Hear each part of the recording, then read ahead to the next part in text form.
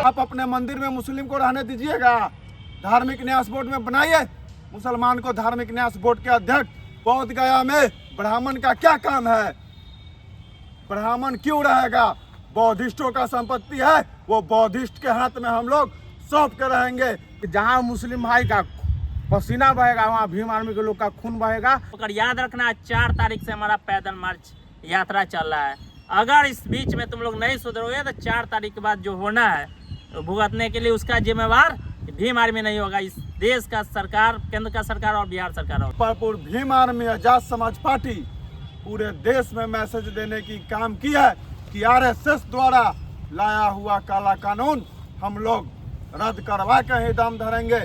आज हम लोग मुजफ्फरपुर के सड़क पे ये निकम्मी सरकार को, बिहार के मुख्यमंत्री नीतीश कुमार को, केंद्र के सरकार के नरेंद्र मोदी को बता देना चाहते हैं कि हम भीम आर्मी के लोग हैं, हम आजाद समाज पार्टी के लोग हैं, हम चंद्रशेखर आजाद के सिपाही हैं। आप जितना दम लगाना है आप लगा लीजिए। आप भीम आर्मी आजाद समाज पार्टी के लोग को नहीं रोक पाइएगा। इससे पहले हम लोग पटना में आंदोलन करने का काम किया है, तो बिहार में निकम्मी सरकार, मुख्यमंत्री हम लोगों को, भीम आर्मी के लोगों को अरेस्ट करके कोतवाली थाना में बंद करने का काम किया। तो हम आपको बताना चाहते हैं बिहार के मुख्यमंत्री, ये आंधी नहीं तूफान है। आपका बैरिकेड पटना में तोड़े हैं, आपका सरकार को भी तोड़ देंगे। और मुस्लिम समाज के लिए भीम आर्मी आजाद समाज पार्टी के लोग खून के कतरा कतरा बहा देगी।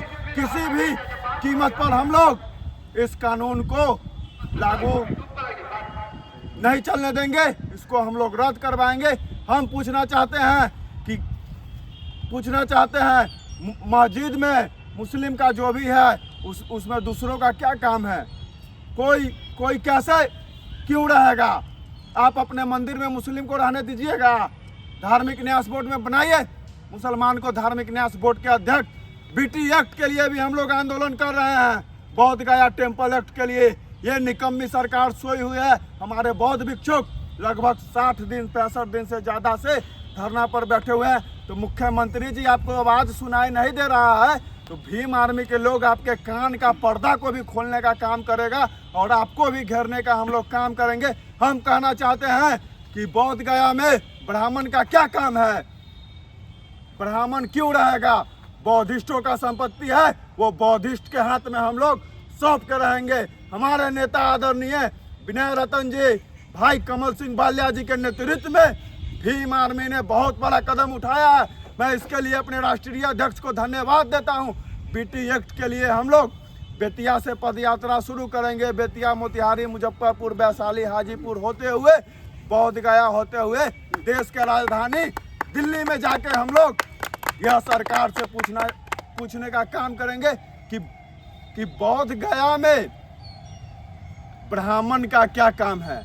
ब्राह्मण मुक्त बनाकर ही दम धरेंगे और हम लोग का बस चलेगा तो इस राज्य में, इस देश में से मुक्त करा देंगे ब्राह्मणवादी व्यवस्था को, जो जाति के नाम पे छुआछूत, भेदभाव और लूटने का काम करती है। धर्म के नाम पर धंधा जो चला रहा है वो भीम आर्मी कभी बर्दाश्त नहीं करेगी। कि दबने वाले नहीं हम दमन से तेरे, दमने वाले नहीं हम दमन से तेरे, अपनी प्राणों की बाजी लगा देंगे हम।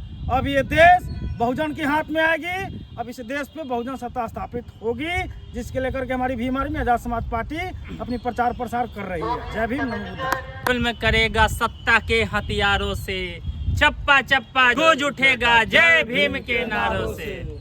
मेरे अंगने में तुम्हारा क्या काम है? मैं पूछना चाहता हूँ इस निकम्मी सरकार से, जब हम तुम्हारे अंगने में, तुम्हारे धार्मिक स्थानों पे, तुम्हारे धार्मिक मंदिरों में हमारी जब कोई भागीदारी नहीं होती है, तो हमारे धार्मिक बातों में, हमारे धार्मिक व्यवस्थाओं में तुम्हारा क्या काम है?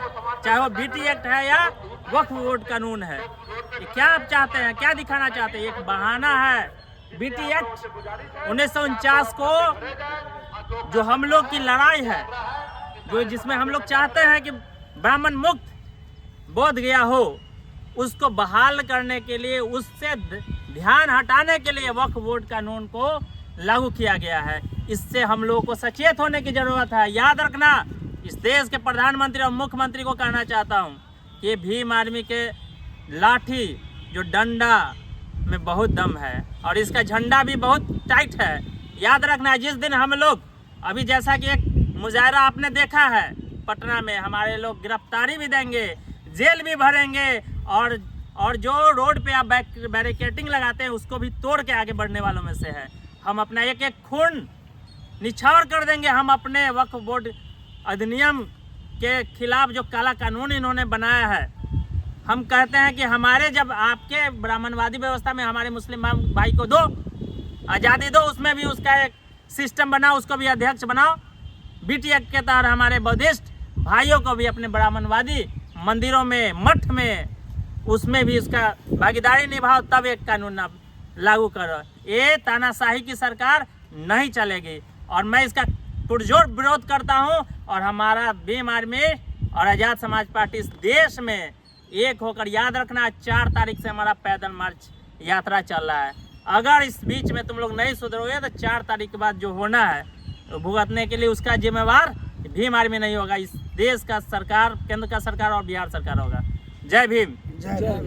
और इस आंदोलन से हम आप लोगों को एक चीज चेता देना चाहते हैं कि जहां मुस्लिम भाई का पसीना बहेगा वहां भीम आर्मी के लोग का खून बहेगा और भीम आर्मी का लोग अपना खून देकर इस मुस्लिम भाई के पूर्वजों को, संपत्ति को बचाने के लिए अगर हम लोग को अपना खून देना पड़े, हम लोग को अपना जान देना पड़े, हम लोग अपना खून भी देंगे, जान भी देंगे। मुस्लिम भाई के पूर्वजों के संपत्ति पर आंच नहीं आने देंगे।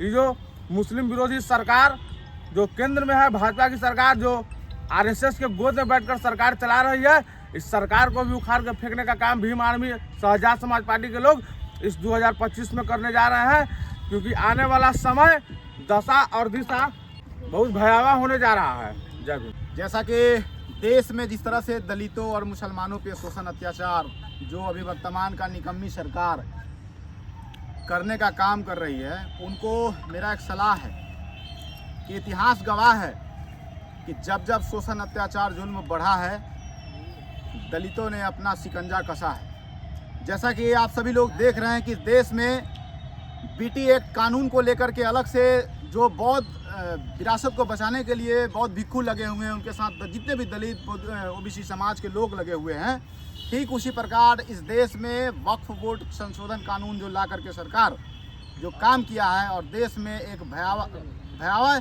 स्थिति पैदा करने का काम किया, आज लोगों को रोड पे, सड़क पे उतरने पे मजबूर किया है। और सरकार चाहती है कि किसी भी तरह से देश में दंगा हो, कि सांप्रदायिक ताकतों का फ़ायदा हो।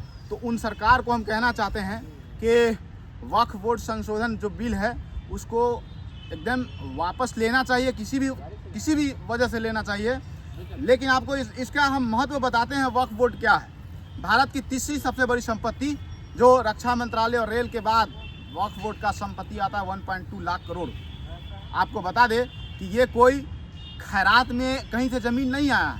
ये ज़मीन जिसके पास था, उन्होंने स्वेच्छा से अपनी ज़मीन दान किया है।